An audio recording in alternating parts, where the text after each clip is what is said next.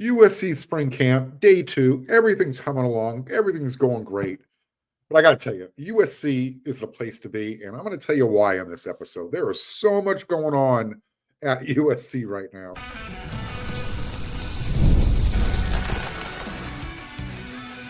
You are Locked On USC, your daily podcast on the USC Trojans, part of the Locked On Podcast Network, your team every day. Hey, fight on, everyone. I'm your host, Mark Holkin, and thank you for making Locked On USC. It's part of the Locked On Network, your first listen every single day. Whether you're watching this show on YouTube, you can pick your platform, you can download this podcast. It's always going to be free. I'm always going to appreciate your support. And today's episode is brought to you by 5-Hour Energy. Head to 5hourenergy.com to find over 15 flavors to choose from. Need one now? Grab a 5-Hour Energy shot at your local grocery or convenience store. Stock up today and stay energized. In 155 days, USC is going to be hosting the Missouri State Bears. It's going to be at the Coliseum. When USC is the home team, they wear their Cardinal jerseys. And that translates into practice as well. So on Thursday, we're going to get to a spring practice report in the next segment. But I told you, USC is the place to be right now. And today was kind of just a showcase day for everything. Practice, future Trojans, guys who are about to become professionals, former Trojans who are currently in the NFL showing up to practice today, and a bunch more recruits. And that's what we're going to kick off the show with. More recruits. USC did not get a commitment today. I can tell you this. They're asking certain guys. Now, there's going to be more coming. Let's just leave it there. That's all I'm going to say. I don't want to give anything away. So Thursday, day 2, spring camp. Some more of the top recruits were in the country were hanging around on campus. These are the guys USC wants in their 2026 class.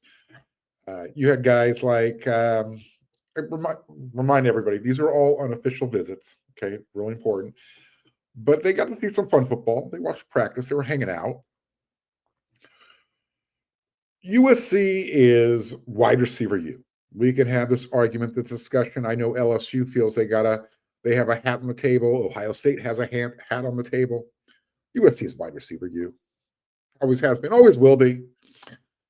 Well, to prove that point, Drake London decided he wanted to come and hang out at practice for a couple hours, so that didn't suck. So you got recruits on campus. They're looking around going, oh, look who's here. And I'll tell you, Drake is always going to be one of my favorite Trojans. He's still as humble today as he was when he was wearing Cardinal and gold. When he was on the field, he plays like a dog. I mean, dude takes your lunch and then laughs at you. Yeah. He's a competitor. Off the field, humble, nice guy. Yeah, really appreciate. I really do appreciate what Drake London brings. Total package. Like I said, I'm going to talk about the practice report in the next segment, but here are some of the recruits that were probably walking around going, oh my God, look at that. There weren't quite as many on Thursday for day 2 as there were when USC opened camp Tuesday. However, some pretty big names. Names like quarterback Ryder Lyons. He got to watch Walker practice. He had a good day. What about 2026 offensive lineman Sam Utu from Orange Lutheran? 4-star defensive lineman. His name is Preston Carey, IMG Academy. Modern day sent Sean Scott, linebacker. Didn't send him, but you understand my point. You had 3-star defensive lineman Jake Johnson. Oh, Brandon Lockhart, Madden Reardon. They were there. They were hanging out. Some other guys who I spied with my eyes. How about defensive lineman Kari Wilder from Gardena Serra? You had wide receiver Myron Tron Baker. I'm sure he was enjoying meeting Drake London. Some observations of just those, some of those guys, some of those names I just mentioned. As far as Wilder, he's a take. Duh, right? You guys, some of you have seen him. Great size, great young man. And yeah, I mean, he looks like he's ready to jump into college this year. That's what I'm talking about. He's a take. First guy off the bus looking dude. Samuel Utu, really polite young man. Showed up on campus, dressed well, khakis, nice little pullover. I don't know if it was a cardigan sweater, but looked like he goes to a private school, dressed really well. But I'll tell you what, he looks like he's about to turn 30 years old. I'm not joking. I'm serious. When he and his family showed up, I had to ask Scott Schrader, I said, which one's the father? Sam is a very mature looking young man. And I cannot wait till he becomes a Trojan. Preston Carey, I mentioned the defensive lineman from IMG Academy. As well dressed as Sam was, Preston gets the best dressed award. Again, Sam, sharp, he was sharp. But Preston showed up wearing a sports coat, jeans. I was like, all right. Someone mentioned to me after practice that they saw him and Coach Henny chopping it up. I didn't see that. That's what I was told. As far as Brandon Lockhart and Madden Reardon, both of those guys were hanging out together. They were kind of acting the host. They were, introducing others to other people, getting everybody involved, making sure everybody felt comfortable. I also got a chance to ask Madden if he wants to come on the show. He said yes. So all I got to do is get that set up. Something to look forward to. Sean Scott, really good size. Still got another year at Mater Dei, too. He looks like I don't know if he's going to play linebacker or edge,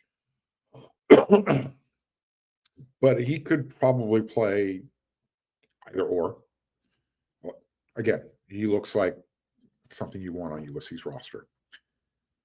So it wasn't just Drake London who was hanging out. A couple other future Trojans. How about Jamil Muhammad? He was working out on USC's campus again. He actually told me, and this was before practice started, that he actually had a meeting with the LA Chargers earlier that day. And so I said, I'm sure Tui Pelotu put in a good word for him. So we got a chuckle out of that. And then USC's first ever Ray Guy Award winner, Eddie Traplisky. He made a cameo appearance, literally. How many of you remember Greg Townsend Jr.? Played defensive line for USC back in the day. He coaches Oaks Christian right now. He was there. One of the things USC is trying to reestablish, this is something that you would see all the time at practice. It kind of, I don't know, fell off a little bit over the last decade. Is they're trying to reestablish the relationships with those former football players. They want those guys to feel like there's an open door policy. Show up whenever you want. And I was told April 12th, they're going to be having one of those Trojan football alumni club activity type of days. What else can I tell you about? So those are the recruits. Those are some of the future professional Trojans going in the draft. Obviously, Drake London already playing in the NFL. This is what it's like when a recruit wants to come to USC. That's what they're going to see. They're going to see football practice. They're going to see Drake London type of players who have matriculated through USC. They're going to see players who are about to become NFLers. They're going to get great weather. This is why USC is the place to be. You never know who or what you're going to see on any given day, but I'll tell you what, you show up, you're probably going to see something. All right, I got a practice report coming up in the next segment, and then don't forget, I got my Friday rant coming up in the third segment.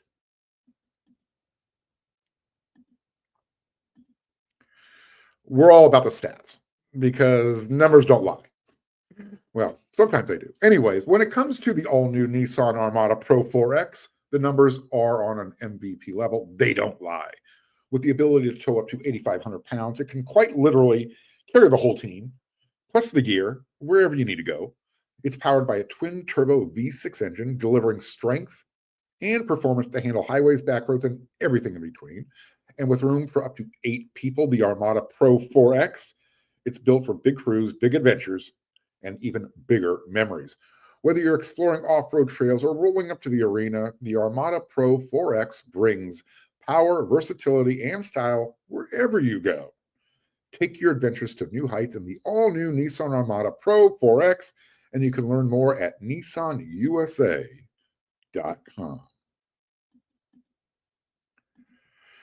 We know March Madness is here. This is Sweet 16 Elite 8 weekend, and FanDuel is giving you the chance to get in on the action like never before. Right now, new customers, you can get $200 in bonus bets when your first $5 bet wins. That's 200 extra bucks to use on everything from buzzer beaters. You got your Cinderella story. Are they still involved? I don't think so, but you can even bet on who's cutting down the nets. Using FanDuel keeps you in the action. With tournament games happening almost every day, there's always something exciting to bet on, and it's easy and it's also fast. The FanDuel app is so simple to use. I tell you this all the time. So when you win, you get paid instantly. There's no waiting around. Visit FanDuel.com and get in on the college hoops action all tournament long.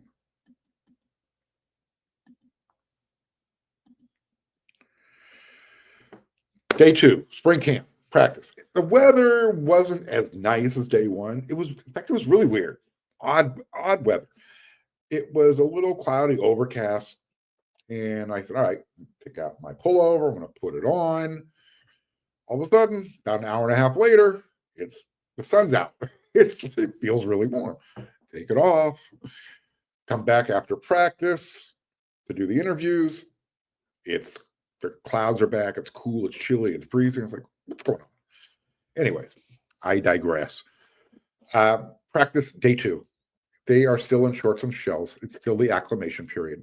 I mentioned at the top of the show that USC is going to be hosting the Missouri State Bears. When USC's at home, they wear their cardinal and gold. Well, when USC is playing at home for practice, it carries over. The offense and the special teams guys wear their cardinal jerseys. The defense gets to wear their traditional road white jerseys. But again, 155 days, USC's kicking off. But there's a but. The next time USC actually suits up is going to be Saturday for practice. Yeah, Lincoln Coach Riley, he reminded the media, reminded us all, that the team is going to be suited up in pads. I won't be there. The media won't be there, unfortunately. But we'll see what happens. I'm sure I'll be able to collect some notes here and there, bring them to you.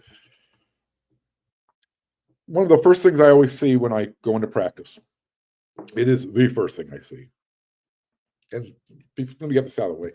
I apologize. I don't have any film or any video looping in the background. I'm sorry. It's late. I didn't have time to splice it together. I'll have something for you on the next episode. How's that? Okay. I apologize. Excuse me. So the first thing I see when I walk in, the return specialist, they could have used Eddie's big leg today during warmups. I'm not sure who or what broke the jugs machine, but it would only spit out these knuckle flutter balls. And that's not a gross exaggeration. That's not hyperbole. And it was barely going 15, 20 yards. And the ball was going every which direction, but forward towards the returners. And when I say flutter balls, imagine a Charlie Huff or a Phil Necro knuckleball with a football. It was doing all sorts of funky stuff. I'm not sure. Okay, like I said, I don't know what happened to the machine.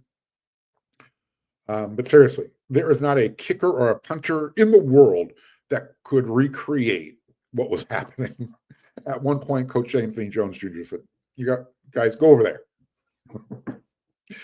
They weren't getting anything accomplished at that point. But it was the same group of returners. You had Eli Sanders, Makai Lemon, Jay Fair, Waymon Jordan, Xavier Jordan as well. So we'll see what happens. Coach Riley had mentioned that they're looking forward to getting Riley Wormley back. He's still recovering from a high school injury. but he brings that element of speed as well. So I'm sure he'll be one of those returners. Another thing that was really evident, and again, I'm just going to give you some observations that I noticed. Carlon Jones, Jade Abasiri, two of USC's big interior defensive linemen, they're big boys. Compared to guys like Keyshawn Silver, Jamal Jarrett, Floyd Boucard, Jakeem Stewart, Carlon and Jade, they're just two big guys who are looking at four bigger guys. And I'm not saying those guys are going to play ahead of them. I'm trying to point out the difference between what I thought was, all right, this is what USC brought in last year. Look what USC's brought in a year later. I mean, it's hard to not notice a difference. I guess to sum it up, USC's defensive line, it looks like what a defensive line room should look like at USC. It is 98% back to where it looks like you have the same body styles, same type of players that Pete Carroll had. How's that? Now, they still have to prove it on the field, but the future is bright. And the reason why the future is bright, I think the last thing that I have etched in my mind after practice was watching Jarrett and Silver and Boucard and Stewart. The four of them, they were walking back to the locker room after practice. I'm thinking, all right, there's your future defensive line. Or this year. I mean, it was a sight to behold. And even if I had video looping right now, I wouldn't have been able to take that. And any video you see is before practice of the players going in, and then we're allowed to film up to a certain amount of time inside practice, but we can't film after practice. It's their rules. I just got to follow them. Desmond Stevens is backing up everything that I just said, right? And let me just give you a quote from him. We talked to him after practice. Linebacker, Desmond Stevens. Stacking the box with those big monsters. I mean, they walk around the facility and he's doing this. They're all the way up here. It's great. As linebackers, we're damn near salivating because they're going to open it up and we're going to make it free. We're going to complement each other really well. So Desmond's not a small guy. But again, we're talking about 6'4", 6'5", 6'6" guys, 300-pounders. They make a lot of people look small. And that's what you want up front. So those linebackers can get in there and clean up. They got to eat. I'll say this. I don't think Keyshawn or Jamal are going to be, stacking up the sack numbers, but they're going to be stacking up bodies on the line of scrimmage, whether it's theirs and the offensive lineman across from them, so other people can make the plays. They are here for a purpose, and they look big. They look good. When you're watching the position groups going through their warm-up drills, the pace this year seems a little bit faster than previous years. I was watching the quarterbacks and receivers. They're running their air routes, going against each other, short slants, curls, deep fade routes. The velocity on the short throws, they're all fastballs. I mean, you can actually hear the ball hitting the hands on a few of the reps. The assistant coaches were also involved during that drill.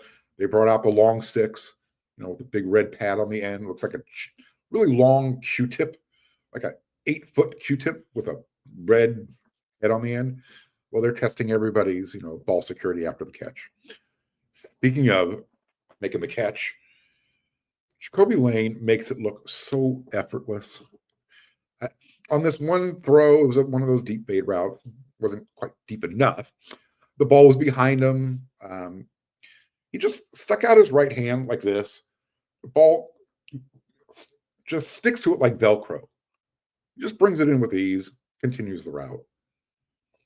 Go check out my Twitter X timeline. It's like a quick 10, 11 second video. It's pretty impressive. Again, effortless. And I'm also starting to buy in just a little bit more that Corey Sims might see some playing time this year at wide receiver. Just a little bit more after today. He didn't get much bigger or anything like that. Just the way he carries himself. I'll tell you what, as far as the wide receiver room, I have all my chips. They're pushed into the middle of the table on Prince Strong. If you didn't hear me on yesterday's episode of Locked on USC, you can go back and check it out when you're done with this episode. Prince is the biggest wide receiver in the room, right? I mean, he reminds you of Tyler Vaughns, but he's a thicker version of Tyler Vaughns. And the way he carries himself, it'll remind you of him. As far as on the defensive side of the ball, Coach Trojans Reed, he continues to coach up the guys. He's got a real quiet intensity to him. If he's not, and I'm using finger quotes, good with the effort, or if the technique is a little sloppy, he'll just stop whatever's going on, huddle him up around him for 15, 20 seconds, make sure he gets the message across, sends him right back in to get it going again. One of the drills those guys were doing, you had two defensive backs lined up back to back, and they had different type of read assignments. So one would jet out for the interception, the other one would, go for a tackle. It was just a different type of assignment in one drill. I noticed. Before I shouldn't say that. Anyways, if you haven't heard me say it before, Trojans Reed, the reason he got into coaching was because of Pete Carroll, who was his coach with the Seattle Seahawks. I look forward to the day, actually, that maybe Pete Carroll comes out to practice, hangs out for a little while. He's on campus. He's teaching a class. And that way he can watch his protege in action, give him some helpful hints, some tips. Lots of different rotations on our way out.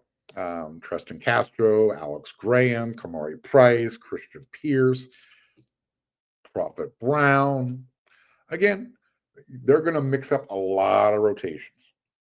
I'm not going to tell you who was playing exactly where, but those guys were on the field together. I can't say it because it's a family show, but Coach Ryan had some colorful language. He was in a really good mood while the media was present. He's not a big yeller screamer, but he's saying something. He's getting the message across.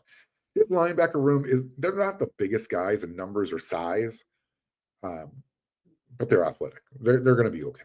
They're going to be okay. I still think they're going to go look for one or two maybe out of the transfer portal just for depth purposes. As far as the defensive line, they were going through the same drills as yesterday, staying low, exploding under the tent, getting into that blocking sled, running after the tackling donut, that rolling donut, tackling it. They brought out a new apparatus that I'd never seen before. They're pads, where one guy so the guys are lined up under the tent, and all of a sudden they explode out. But one of the guys is wearing, I'm going to do my best to describe it. They're yellow pads, but they look like, Bumblebee from the Transformers, and you know what Dungeons and Dragons dice look like. Those 20-sided dice. That's what the pads look like, because they had numbers on each little padded section, on the shoulders, arms, chest. If Bumblebee and the dice had a baby, that's what the pads would look like. They were black and yellow. It was just a bizarre looking thing. Obviously, it was all about hand placement technique. So if a coach yelled out a certain number, that's where the hand had to go. So in other words, attacking angles. Coach Brian talked about it. Football's all about 45-degree angles. That was one of the things they were focused on in his position group. And Coach Riley, after practice, explained why the spring game was canceled. And he said it has nothing to do with the transfer portal. Cough. Okay. I'm sure it has a little bit to do with the transfer portal. His rationale was that these games are being broadcast all over the country. And they are. And so he says, no one wants to do anything schematically when it's being broadcast. So, if you're not going to do something in a real live game situation during the spring, let's just not do it. You know, he said basically you end up spending maybe 1, possibly 2 days just getting the team ready for a spring game, doing the walkthrough, going over the Coliseum, yada, yada, yada. So you lose some time for development. You only get 15 practices. Long story short, he says, why waste 2 days preparing for practice, to practice vanilla schematics when you can use those 2 days to be more productive. Now, he did acknowledge that the spring game is for the fans, and it's important to keep that relationship growing. But he said ultimately he just wants to do what's in the best interest for the football team. Do you agree, disagree? I understand what he's trying to do. I think there's a happy medium, but he said, we're going to do some stuff for the fans. Don't worry. We'll see what happens.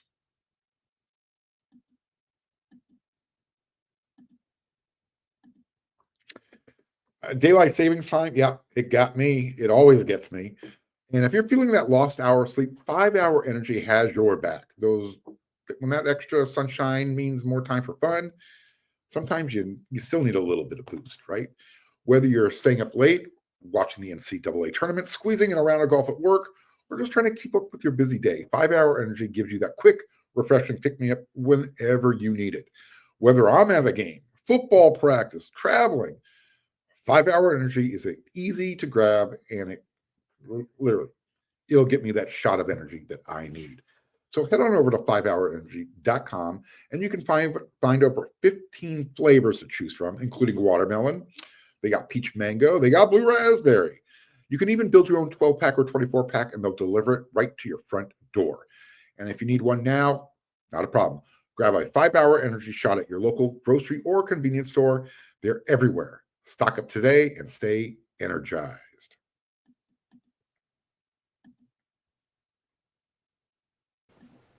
The NCAA tournament is here, and so is the bracket breakdown. Locked On Podcast Network and Amazon Fire TV channels are teaming up to deliver NCAA tournament coverage like never before. Watch studio shows featuring former players and Locked On's local experts as they guide you through every upset, buzzer beater, and bracket matchup. Stream it all for free on Amazon Fire TV channel. Search Bracket Breakdown to see it all for free. It's your team every day. It's Friday. It's the third segment of the show. You know what that means? It's time for my Friday rant. Question. Actually, this is more of a rhetorical. There needs to be an age limit in college sports. I love the feel-good stories. You hear about USC, U.S. service guys. I said USC. Guys who return from the military service, getting a chance to kind of live out their dream. I'm fine with that. I love those feel-good stories about, guys my age, not quite my age, but, having a year of eligibility left, getting a chance in a game. Maybe they had to go off and serve in the military, whatever. And every now and then, you make an exception for the medical red shirt to extend their chance to play.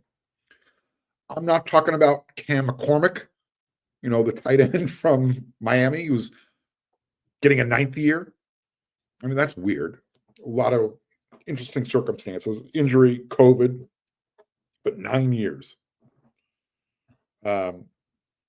Cam Rising, the quarterback at Utah, he was just granted a 7th year of eligibility. He's going to be 26 years old in May. Let's look at basketball. Look at Auburn's basketball team. The average age of that roster is 23 and a half years old. It's a team of ringers.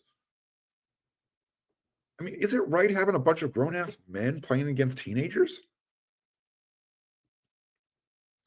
Look, if you got a 30-year-old guy, dude, whatever, who's bouncing around junior college, back and forth, getting his academic credits up to where they need to be, and all of a sudden he's showing up at a four-year university, and he's 25, 26 years old, 24 years old if you're at Auburn. I mean, all of a sudden you're a semi-pro. I get it. I know there are plenty of 18-year-olds, 17, 19-year-olds who can, they got game. They can beat guys who are a few years older than them. But that's typically not how it works because the body physically peaks mature-wise, in your mid-20s. So when you're 23, 24, 25, 26, 27, 28, that's your peak. Should those guys be playing in college against 18, 19-year-olds? Should there be an age limit? I mean, remember, we're trying to keep collegey. I don't know. It's just weird.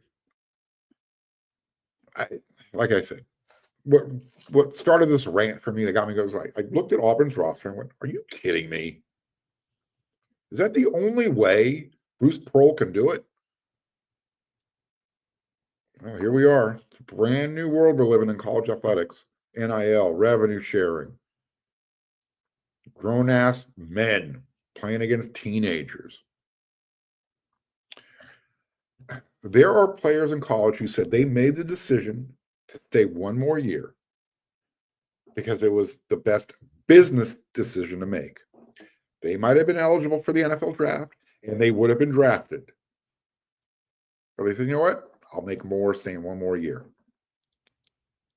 Can't fault them for that. All right, I will be back with another 5 episodes next week. Don't forget the USC men's basketball team. They start their CBB tournament on Monday the 1st. The women, they're going to be without Juju. Good luck to them. Hopefully she'll be able to play next year. I'm hearing she might be taking the year off. We'll see how that works out. So I don't want to end it on a sour note. Just want to let everybody know what's happening, what's coming up. Women's hoops, they're trying to advance and get to that Elite 8. And you got the men kicking off their tournament, tipping off their tournament, and you got spring camp, full effect. I'll be back. I'll fill you in with everything that's going on. Any commitments that come down the pike could be happening.